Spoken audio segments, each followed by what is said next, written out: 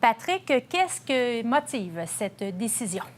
Patrice Gwandi, un électeur francescois, affirme vouloir retirer sa plainte puisqu'il dit qu'il n'a plus confiance en la commission indépendante qui est chargée d'étudier ces élections-là. Je vous ramène à samedi dernier, en fait, alors que la directrice générale des élections, les deux candidats à la présidence et les trois membres de la commission indépendante recomptaient les votes pour les élections à la présidence. Patrice Gwandi, accompagné de quelques manifestants, d'autres membres de la communauté, ont interrompu cette séance pour déposer cette plainte-là. Finalement, ce qu'on remettait en doute, c'était le résultat des élections pour la présidence à Debden. Il faut savoir que le président élu, Roger Gauthier, a obtenu là-bas 33 votes, alors que Denis Simard, lui, n'en a obtenu aucun. La CF nous dit qu'elle n'a toujours pas reçu la demande officielle de retirer la plainte de la part de M. Gwandi. De son côté, le président élu, Roger Gauthier, salue cette décision de retirer la plainte. Et pour le candidat défait à la présidence, Denis Simard, lui, il offre son aide finalement aux contestataires. Il dit que s'ils en ont besoin, il est là.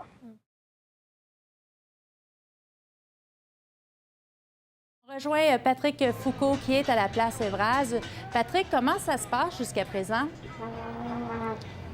Je vous dirais qu'en ce moment, c'est sensiblement le calme. Là. Il y a une dizaine de manifestants présents, vous pouvez les voir derrière moi.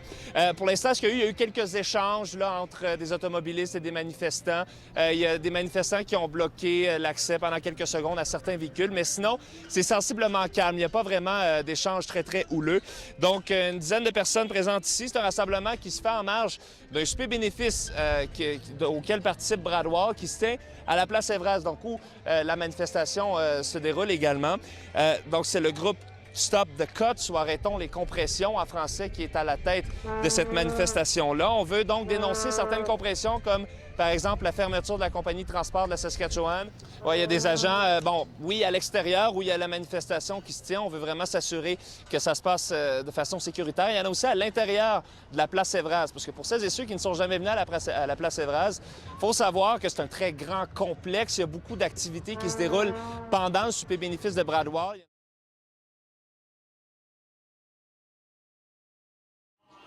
Bonsoir, mesdames et messieurs. Bonne fin de soirée. Voici ce qui se passe dans votre actualité provinciale en Alberta et en Saskatchewan. En fait, on boucle la boucle de cette couverture en direct du rendez-vous francescois Regina.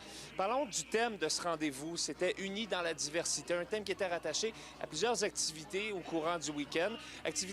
Par exemple, l'activité phare de la fin de semaine, ça s'appelait Choc et découverte. Marianne, vous avez assisté à cet événement-là. C'est un événement, en fait, qui voulait un peu parler des différences culturelles dans la communauté francescoise. Oui, tout à fait. Donc, 7 témoignages anonymes qui ont été présentés. D'ailleurs, parlons du jour du souvenir, c'était aujourd'hui, puis il y a des citoyens, il y a des dignitaires qui ont souligné justement ces Canadiens qui se sont battus pour défendre le drapeau canadien. À Edmonton, aujourd'hui, il y avait différents événements. Des milliers de personnes, en fait, ont assisté au défilé organisé par le centre Van Vliet. Il y a la lieutenant-gouverneur de l'Alberta qui était là, Lois Mitchell.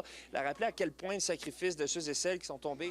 Voilà, mesdames et messieurs, merci beaucoup d'avoir été à l'écoute. C'était ce qui fait le tour de votre actualité provinciale. Passez une excellente soirée.